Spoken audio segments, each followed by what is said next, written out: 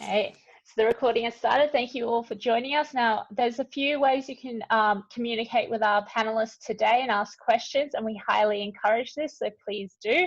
If you go to the bottom of your screen, you'll have a couple of buttons, one of which is for Q&A. This is probably the easiest way to communicate with our panelists. I will make sure to pass on any questions that come through this function. You've also got the chat, as some of you have already discovered and been using.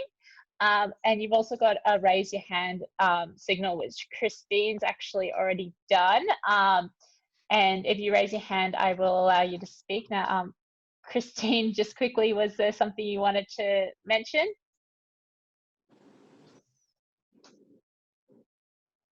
Just muted at the moment. Okay, maybe not. We will just move on straight into the webinar now. I'm just going to pass on to Ty from Clade Solutions. Hi everyone, welcome to the webinar. I hope you guys enjoyed our little candid conversation earlier. Today, as you guys know, we'll be chatting about creating online communities for association membership. I think the reason why we came up with this topic is quite relevant for this day and age. And also it's creating networking opportunities during a time where we're physically distancing ourselves from each other. And yeah, so we've got a few special speakers today, which I'll do a bit of introduction for. But before we get into everything, I want to talk to you guys about what we are doing. So this is actually the first of many webinars that we were doing with the Associations Forum. So thank you, Associations Forum, for partnering with us and giving us a platform to share some actionable insights.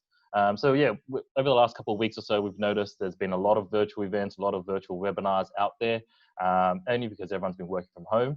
But I think we sort of came out with a formula. Blair and myself had a bit of a brainstorming session on what we were going to do for webinars moving forward. And we came up with a format called the Quickfire Webinars.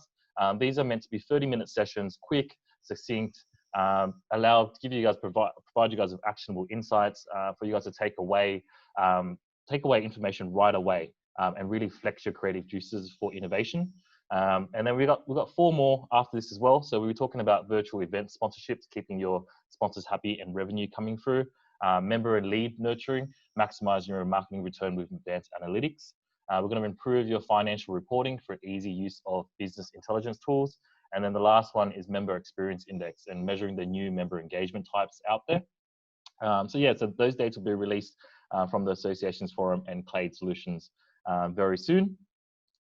But for today's event, we'll be talking about, as I mentioned, creating little smaller communities for networking and creating that networking aspect that's been missing from these virtual events.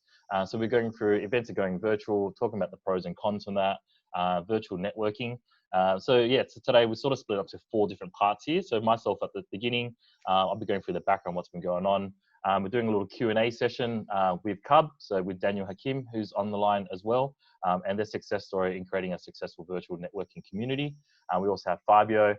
We've created a session called Fabio's Thoughts. We're doing a little bit of Q&A, and he'll be sharing his thoughts on what we should be doing and how to create that successful strategy, and also a demo. So Shanice is on the line as well. We're going through a little bit of demo.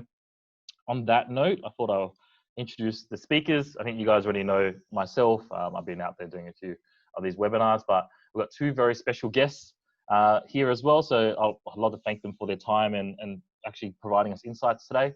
So Daniel Hakim, who's the founder and CEO of CUB, Club of United Business, which is a membership-driven organization that actually Clade is a member from.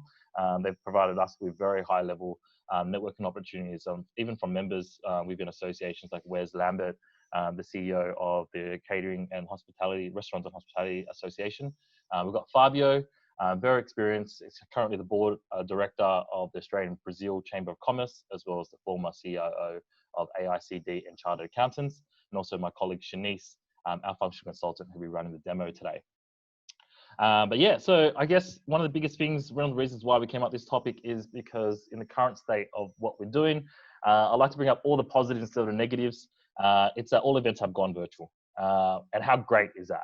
Honestly, we've spoken to so many different associations out there, and the silver lining is pushing you guys to do digital innovation. I think every association, and don't lie to yourselves, have been saying that you guys will do video and live webinars or live video events or digital events for a very long time. But the situation that we've put in, or have been put in recently, has forced us to do this, and it's been great. But it's not just associations benefiting from this. Personal trainers, yoga instructors, cooking workshops, even ballet. My partner, she does ballet, and there's been 120 attendees for every ballet session that's been virtual, which I find amazing. It's definitely going to be changing. Even after the situation, I think, not changing the way that we do events and operate forever. Some of the pros from this and what we've been seeing out there. So this pros higher attendance numbers. I've been speaking to a few associations who've been getting over 500 attendees to the webinars, which is a lot more than what they're getting in terms of physical events. Higher engagement numbers, lower costs. You guys don't have those venue costs anymore, which I know costs hundreds of thousands of dollars. Higher response rates to surveys. Members can watch from anywhere, and you can organize way more events than what you're doing before. I'm seeing a lot of creative content out there, which is great. But in saying all of this, we can tick boxes for all these events, and being an experienced event manager in my previous life, running a lot of commercial exhibitions and stuff like that, it almost ticks off all the boxes: venues, attendees, content, and engagement. I think the two aspects that are missing from these virtual events are networking and sponsors so far. So sponsors we'll be talking about in the next webinar, but for today we're going to focus on the networking and virtual networking aspect of that. And the best way to do it, and the reason why I've called on Daniel, is I think they've done a great job at the Club of United Business. Clade's a member from there, as mentioned. We signed up about a year ago now, and the reason why we signed up was for the networking opportunities and for us to be connected to other business leaders. Daniel, do you want to tell us a little bit about Club and how you founded it? Well, I think you did a pretty good introduction, but yeah, we're a private members club that connects Australia's entrepreneurs and leaders. Basically, our members join to build valuable relationships with others in their position. So as a company, we believe in the power of the entrepreneur and their ability to impact Australia in a positive way. And we're just trying to improve that entrepreneurial journey to make it better. And we're doing that by ensuring that our members have the network and the relationships needed to kick ass in today's business world. I love that. Mate, I guess a big part of your business was all these physical events, right? So with Club as well, a big reason why we joined, it actually provided us a clubhouse. We were able to go work from this clubhouse anytime we wanted to, set up meetings, and then we didn't know who we'd bump into. I was fortunate enough to bump into Wes. Wes attended a couple of our luncheons, and he's provided a lot of insights to Clade. What was your first thought when you had to shut down the clubhouse? No, well, shit, obviously, because you got to change your business. I mean, we're in the networking business. We had to bring people together all the time. And we did that in the clubhouse. So, I mean, it was all going to change. We knew that, and we acted very fast and very good. So we were lucky in that a network is not, our members don't join for the clubhouse. It's not their office. It's not, they join for the networking. So the clubhouse is important, and physical spaces are important, particularly networking, because they allow an understood culture. You know, it's a place where you can find your community. So when you walk in, you kind of know where it's like. It's like when you walk into your office, you act a certain way. When you walk in your home, in your house with your family, you act a certain way. When they walk into the clubhouse, they've got the Cub culture. They act the Cub way. They know they're going to meet members. So we were going to lose that, the clubhouse aspect. However, we can definitely digitalize, and that's what we did. So the first thing we did was obviously cut our costs, but after that we created a digital method of servicing our existing members. We then created a sales process and a digital membership to begin reselling as well, to start selling, which is been very successful. But yeah, so that's what we did. Yeah, and I love that, and that sort of led me to my next slide. You guys have been pumping out content. Not just anything broad spectrum. They're actually quite niche, little small content as well. So from that, I'm assuming you guys have been building little small communities within your own larger community. Can you talk us through some of the content and the strategy? Yeah, so I mean, the way we think about it, the first thing you got to remember is the reason people join communities is because simple. Human beings are very easy. They need each other to survive, and people are able to succeed better in communities with groups of people similar to themselves in a similar position. So what we do regularly, and what we did, is we allowed our members to be our content. So we used to host boardroom conversations, top conversations chaired by a member who specializes in a particular topic. Yep. It could be anything, investing in the property market at the moment to creating good culture in your team. That member would typically meet in the boardroom, or the members would come and they would have that discussion. We just do that digitally now. And it's actually better because you actually hit the nail on the head. We're hosting, our engagement numbers for our members has quadrupled. Yep. Right? So obviously our sales have decreased, but our level of engagement has quadrupled. So we're now hosting more of these events, and more members are being engaged on a weekly basis. I will, though, say that digitally, events have to run very different than in person. They need to be a bit shorter. They need less people is better. If it's going to be a conversation, if people are going to all be talking, if it's a webinar, it's different, and we also do that. And I would say that the most important part of digital networking is the introduction. So before it formally starts, you've got everyone there. They're all present and they're all listening to you. So that needs to be when you communicate the purpose of today, how it's going to work, the agenda.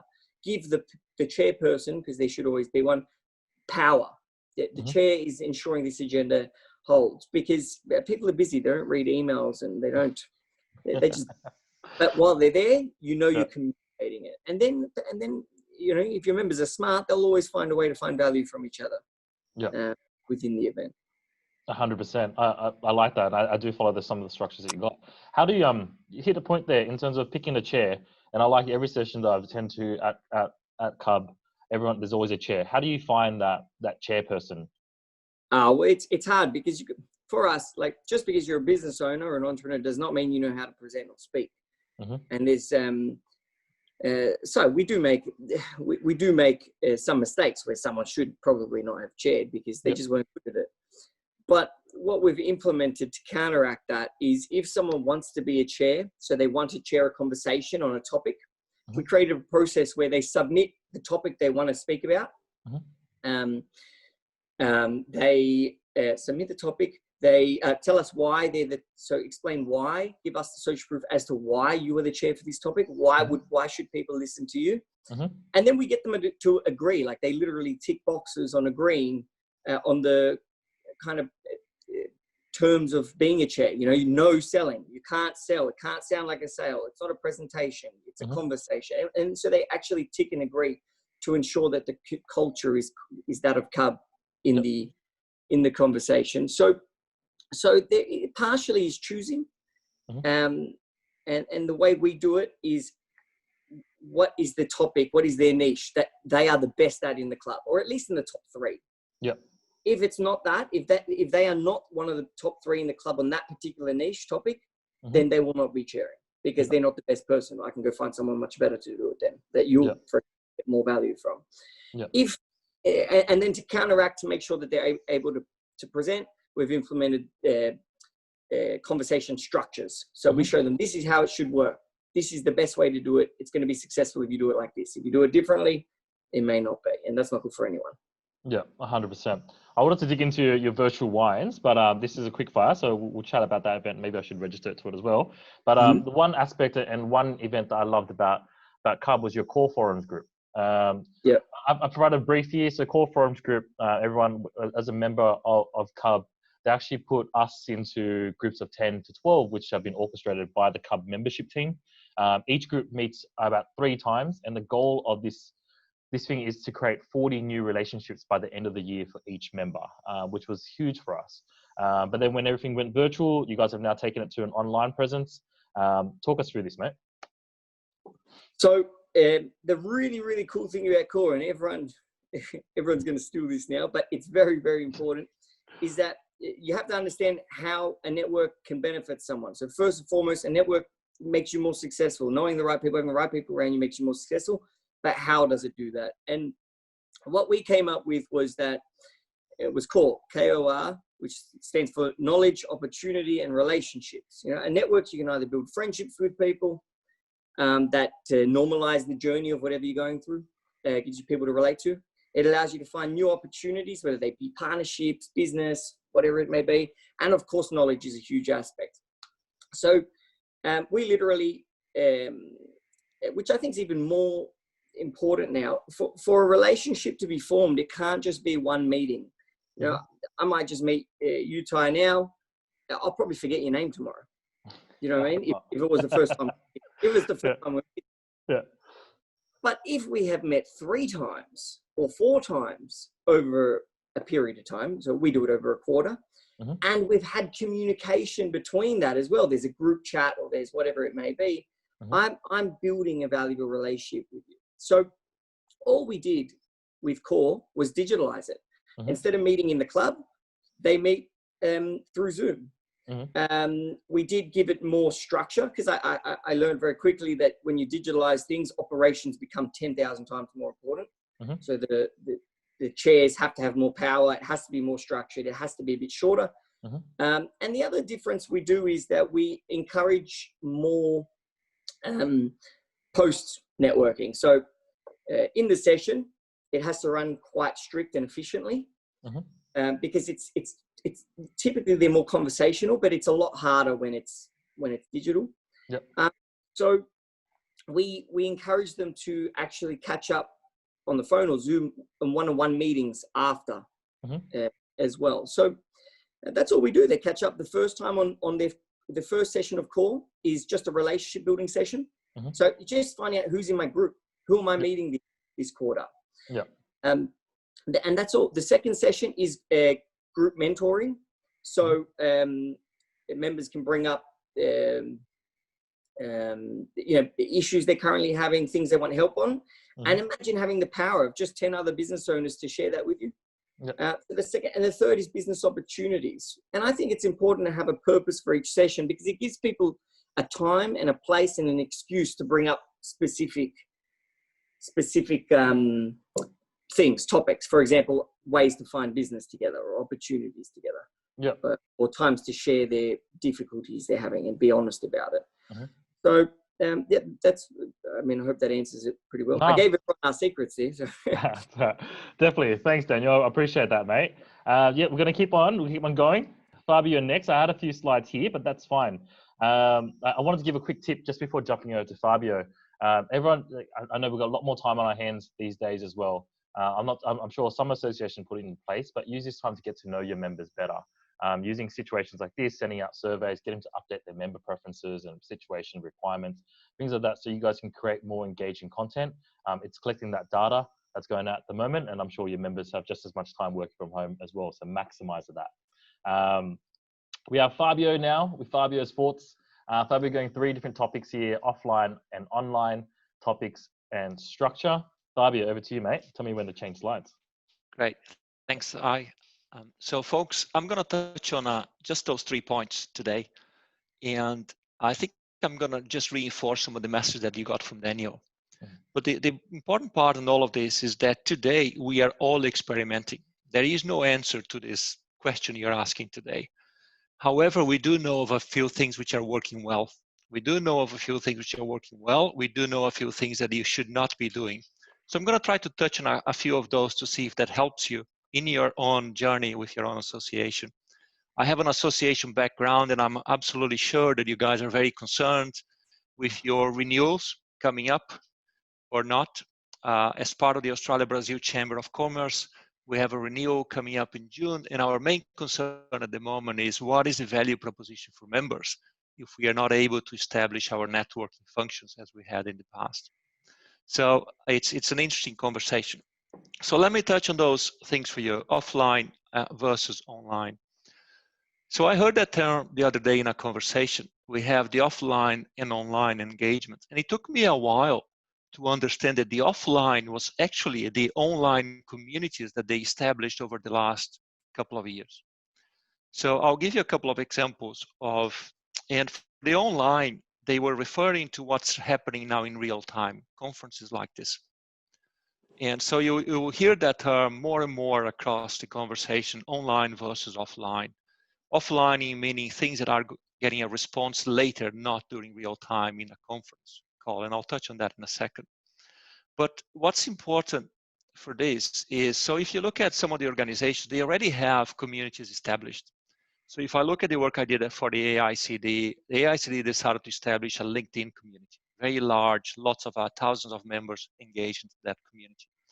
Chartered Accountants, Australia, New Zealand, decided to create their own community with experts. So they have their own software solution, they run it. And I suspect that most of you already have some form of community in one shape or form. And the question for you all at the moment is, what do you do with that community versus the real-time one? And the answer to that is quite simple. You need to integrate them. So I'll tell you some of the experience that I heard from people that are working in that space at the moment is they are using real-time engagements like the one we are having at the moment, in using the information that we have here to then post in their offline communities, in their LinkedIn or their Salesforce community or Microsoft Dynamics. So one of the observations that comes out quite often is that it's not possible to answer all the questions that come up in a real-time conversation. You have far too many, and I think we're going to run out of time here as well. So how do you continue the conversation away from the online interaction here to the offline? Take it to your own communities. Okay, so that's the first input that I like for you guys to consider and see how you integrate those two pieces together. The next concept is topics. And one of the conversations is about general topics or specific technical topics. And it very clearly, from all the conversations and the experience I'm having personally in this space, is technical specific topics are much more engaging than general topics. So the technical topic for you could be something about fitness, it could be about tax, which I know it could be about governance. And for me, in the Brazilian community, it is about business with Brazil. And at the moment, there is a massive conversation going on about students in Australia and what happens to them. So you have opportunities to create those topics that are occurring today. And to be able to then establish those topics into your offline communities and continue the conversation offline. And what's interesting about the topics is that some of those topics are so narrow that you don't have a conversation ongoing all the time. However, from time to time, it just sparks. And you have all these folks coming along again, all the experts responding and having a collaboration internally. And it builds what Daniel was actually describing as the relationship. So the fact that you now are engaged with all these folks over time in your own forum, and you see their names and you have the opportunity to engage in real time, creates that aspect of relationship, not only of the knowledge sharing, but also the fact that you could potentially contact those folks. The next, I do want to mention something specific about general topics. How do you create general topics? And for us in the Australia-Brazil chamber, we have an event that we call Mix at 6. And essentially, it's a networking event, not just similar to the work that Daniel was describing, but it's a get-together that happens across all the states in Australia once a month, and people would come and have a few drinks, socialize, meet, and create a relationship. We can no longer do that. So next week we are, in fact, now call this an experimentation. We are having a virtual wine conversation. And the format for that, very similar to what many others are doing. However, I think the registrations are in the order of 40 people already. And we are struggling today on how we separate that group so that we can actually give a few people a chance to speak. There are opportunities in terms of, if you know Zoom, well, Zoom gives you the ability to put, I'm not promoting Zoom, I'm just saying there is an ability in there to create your own networking space and a breakout session for different people. So that's something that people could potentially capitalize. You could do similar things using Teams, and you could do similar things using even Skype if you so wish. And the important part in all of this is that technology is not really the driver here. It's how you structure and how you meet the demands of your team.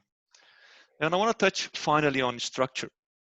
Fabio, I'm just going to jump in here, just conscious of the time as well. I just have a question come up in the Q&A. Sure. This one is directed to Daniel, so I'm jumping backwards. Sorry about this. But Daniel, I've got a question come through asking if there are an example of the structure you mentioned for the core chairs to follow. Yeah, do you want me to type answer them? I was just going on a big rant typing the answer just then, but I can say it out loud if you want. I can say it. Anyway, I'll tell you. Yes, there is, and they all differ. One is relationship building, so it's far more casual. The purpose of it is you just want everyone to become friends. So wait, do you want me to continue going through all of them now, or am I interrupting this conversation speech that was happening before? I can type it. Is there a structure for it? Yeah, there are structures. You've got, why don't you pass it along, and then I can send it out to everyone after the fact if you're happy for that. Yeah, that's fine. Yeah, sorry. Perfect. Sorry if I interrupted. No. Yeah, no dramas. I have another question come through, and Fabio, you might be able to answer this. I think it comes off what you've mentioned. With the Zoom breakout room, can you as the host decide who goes into which room, or does it automatically just split the group? Yes, you can. Yes, you can.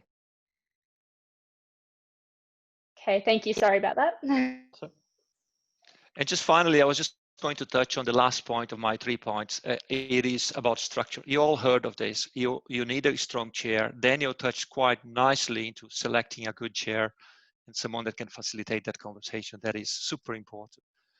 But there is also some formats you could potentially consider when you do this. And I heard of a particular one that's quite common, which is a panel like this. I know the Chartered Accountants Australia and New Zealand is using panels quite consistently. And one of the difficulties in panels is to find enough experts to be able to have this conversation. It's quite a challenging thing, people that can actually present online. Another model that I've been part of was to watch a short video and then have an open discussion in that community, which again is a knowledge sharing. And the one that we are going to trial next week with the Australia-Brazil Chamber is a short intro by all the participants, and then to do a breakout sessions after that. So again, you do need to experiment a little bit with this. You will find a solution to what you need. And I think important, if you consider this, the integration of your online versus your offline community, okay, super important. The selection of topics to your members so you can give continuity to what they are trying to do, and then find your structure. I mean, those are the 3 key things, ingredients you need today to have a successful online conversation. I think I'll leave it at that for the time being. I do have a question that's just come through. I think it'll be directed more towards you, Fabio. In terms of webinar length, in your collective experience, is 1 hour too long? This person's about to run their first session with a guest presenter for 45 minutes and a 15-minute Q&A time. Yeah, 1 hour is very long, my experience. Everything that I hear at the moment, it is super long. And again, just remember, in this conversation here, we have 126 people. And the fact that what we lose in a real-time conversations, we don't know, we don't have the visual cues of people, how you are reacting to our conversation, to our subjects. So what happens in a very lengthy online, unless you have a super, super interesting topic, I think it is quite difficult to maintain attention during that period. So recommendations at the moment have been for much shorter views, 30 minutes to 45 minutes long conversations in general. Yeah, I definitely agree with you on that, Fabio. Alex, we might go over 5 minutes if that's okay. Yep. Yep. Go Awesome. ahead. Shanice, handing over to Shanice to demo time now. I'm going to stop sharing my slides. There we go. That's all right. Thank you, Ty. Yeah, I'm just going to do a very, very quick demo. It'll probably only take 2 minutes, just to give you guys some ideas on how you can leverage your existing technology platforms to be able to, make the most out of it. So 3 things I wanted to kind of run you through is, obviously how you can analyze your data to be able to extrapolate insights from your virtual events, your webinars, so that you can then build the right groups. So how to make the best groups work in terms of a community and then obviously to offer those networking opportunities that Daniel and Fabio have already spoken about. And then finally, how do we, once those communities are established, those groups, how can we then leverage Teams or Zoom or GoToWebinar, any collaboration platform that you guys are already using to foster and nurture that engagement. So really quickly, I've got a spreadsheet here just to show you an example of some of the insights you can extrapolate from your virtual events. So here we can see, we've got our time in session, and we've also got our survey responses. So what topic or area they liked most from the webinar. From these various data points, we can, create communities out of these attendees, whether, it's the ones that stayed the longest, perhaps we could sort them by the topics that they were interested in. So you might have 40 people who are, interested in affordable luxury tourism, and then you could take those 40 people and group them into 4 groups of 10. And then you have four communities effectively. So from here, what we would do based on the insights gained, we would then go into your marketing platform. So here, at Clade we use CAMs. So I'm just going to show you, one way of doing it. But in your marketing platform, you can create segments. It's a very classic functionality in any marketing platform you have, whether it's MailChimp. And here you can see we've got the 5 different marketing segments I've created based on the insights we extrapolated from that virtual event analytics. So here, if we go into affordable luxury, we can see that I've easily put together a group based on their interest in affordable luxury. So here it's for the event Tourism Industry Trends webinar. And we can see that everyone that attended, I'm drawing on those that stayed longer than 20 minutes. Finally, I also want to ensure that everyone in this particular community is an active member. So you can see that here. And then I'm also drawing on their survey responses. So everyone that answered affordable luxury will fall into this particular category, this community. Once we've established our segments, our groups, we can then go into our collaboration community hub. So here you can see the various communities. I'm obviously taking the stance of the moderator, the chair, where I can cross manage the various communities within my association. And then, you can see if I flip into a member's point of view, so someone who's in the affordable luxury community. So here we've got Matthew, who's a member of the affordable luxury community, and we can see that he's able to check out the general channel, to view social posts. We've got latest news, top trends that are happening within the sector, and then we've got the networking channel. Right? This is where they will come to make a new industry connection. This is what Fabio and Daniel were emphasizing earlier in terms of, that structured approach with whether it's roundtable discussions with a strong focus or, core topic, they can engage and share posts here. They can share documents, collaborate on policy papers, check out the latest roundtable agenda. We've even got a group calendar where they can see their upcoming events. So any webinars, any roundtable discussions that you've got coming up. And finally, they can collaborate on documents. So you can bookmark, any important links, as well as an app as well. So these are the types of functionalities that you can kind of maximize and take advantage of if you're already using Teams, or if not Zoom. But yeah, if you have any questions, please let me know. Just to give you some ideas. I guess for us, Shanice was using Teams there. So for us as Clade, we are a Microsoft Gold partner. So we do utilize Teams, but you can utilize, I think, the Slack and there's GoToMeetings and things like that, other collaboration tools. That was just one way that we've modified it or configured it to suit what we're talking about today, and how you can sort of just get creative with the tools that you have to create your own little communities within your larger community. Thanks, Shanice. Anything else there? No, that's it from me. And I'll just like to pop in there, going backwards a little bit again. Christine has mentioned that their webinars are 25 minutes plus questions. So I suppose that will bring them to at least 30 minutes. Mm-hmm. So that seems like an average length for some people. Yeah, it's also the content, like making sure it's very succinct, straight to the point, and not blubbering on too much as well. If the content's engaging, then I don't see it going a bit longer, but the content has to be engaging and structured.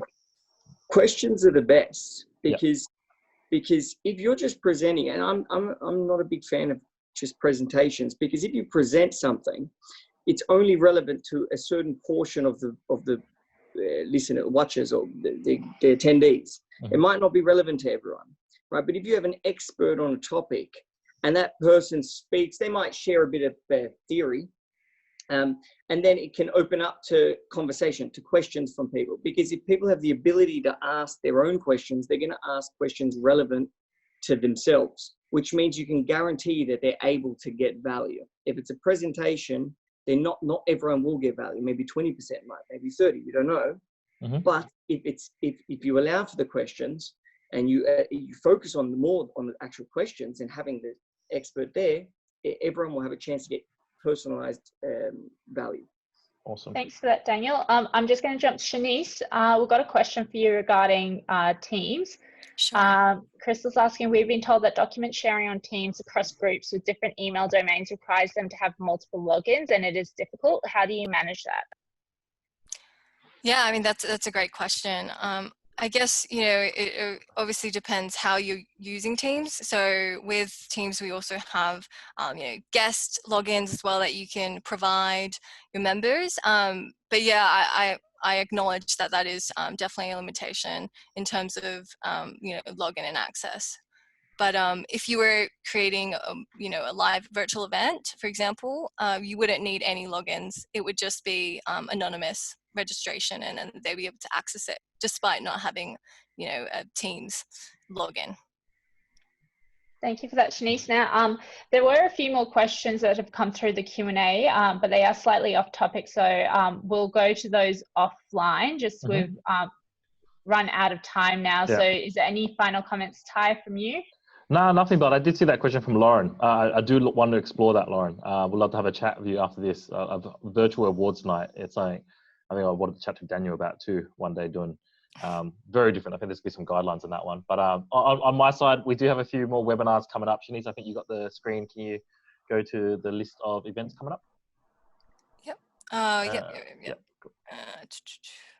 You're in control. Got it here. Yeah, guys. So for us, there's just a few more events coming up. Feel free to join in. Next one is on the 29th of April. We're talking about virtual events, sponsorship types, and keeping your sponsors happy. We know how important it is to get that revenue going through. So within that engagement, we're talking about virtual exhibition booths and virtual sponsorship branding and things like that we can do utilizing all the technology that you guys have. But other than that, that's it from my side. Feel free to get in touch whenever you guys want to as well. Last slide, Shanice. But yeah, so stay connected with everyone, no matter how dispersed all your members are. Solutions are everywhere. Let's keep the vibe alive. Okay, well, thank you for that, Ty. Thank you, Daniel and Fabio and Shanice, for coming online. Thanks, guys. Appreciate I think that this has been really helpful, and we've gotten quite a few questions out of it on other topics, which is fine. But a couple of them, if you want to reach out offline, Associations Forum would also be very happy to help you. Kirsty, if you like, we can connect you to Shanice for that question that you've got there in the chat. But otherwise, thank you all for joining us today, and we will send through the recording after this. Could I leave everyone with one last thought as well, please? Yes, of course. They're part of the association, they're part of the community because they feel that they're better off with the community. And in times like these, in the difficult times, is when they need you to be more present than ever and more there for them than ever. It's like when something goes wrong, you go to those you trust for help. You want that kind of support. So I would encourage everyone to increase the communications with your members. Right, just reach out and ask them, is there anything you need? What are the issues you're having? And that way you've got your finger on the pulse and you're able to create the events and facilitate the connections for those things. And as far as renewals go, extend them if you have to, or let them pay half now and half later. It doesn't matter, but don't lose them. Keep them on. Even if you do it for free, just keep them, because then they're going to be grateful for you when everything returns, and they're going to realize that you actually do care. So it can be used as a benefit.